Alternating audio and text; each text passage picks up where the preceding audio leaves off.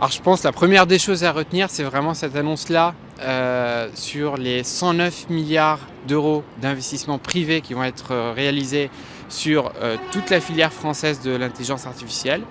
Ça va vraiment permettre de doter la France de vraies capacités en termes d'infrastructures IA.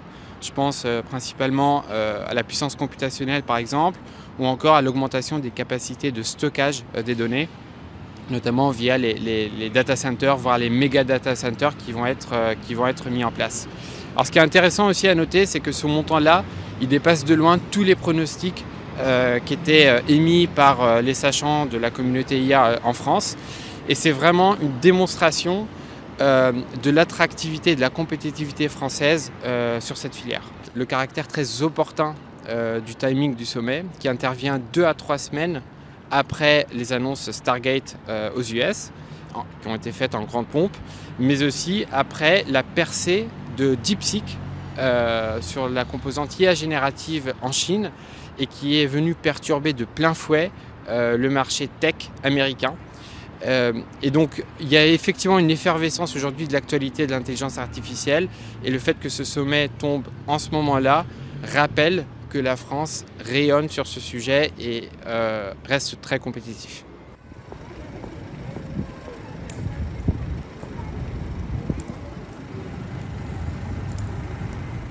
Alors, au niveau mondial, aujourd'hui, il existe de nombreux classements qui donnent des rankings des différentes nations sur leur maturité en matière d'intelligence artificielle. Alors, ce sont des classements qui prennent en compte des métriques telles que des éléments de souveraineté technologique, de capacité à produire des talents, l'infrastructure IA, bien entendu. Aussi, il y a des éléments de politique publique. Et toutes ces métriques-là donc, sont bien prises en compte dans le cadre de ces classements, et la France figure de manière assez conventionnelle dans le top 5. Que ce soit au travers des classements du MIT ou produits aussi par Stanford, cela fait relativement consensus.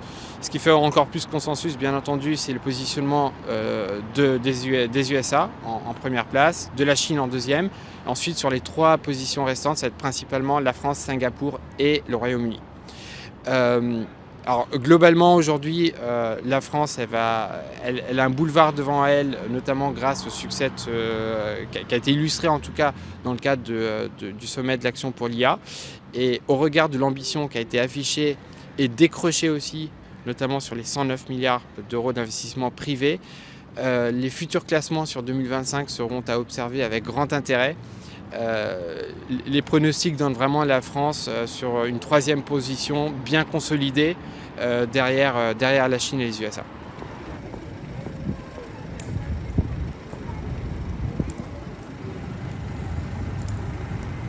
Alors aujourd'hui, les applications IA sont absolument partout, qu'on le sache ou qu'on ne le sache pas.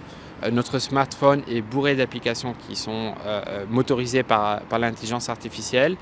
Il y a aussi des applications qui sont sectorielles. Je pense notamment par exemple à la médecine prédictive, qui va permettre de prédire l'apparition de certains cancers bien en anticipation et en amont. Je pense aussi à des applications beaucoup plus environnementales sur la modélisation, les modélisations climatologiques. Je pense aussi sur les cas d'application qui vont détecter les départs précoces d'incendies. Aujourd'hui, c'est un enjeu majeur dans les saisons estivales au sud de la France. Et donc tous ces cas d'usage, ils sont déjà en cours de maturation, et certains d'entre eux sont déployés déjà à très grande échelle. Maintenant, il convient de nuancer ces applications qui vont dans le bon sens avec d'autres applications qui soulèvent des vrais enjeux éthiques, sociétaux.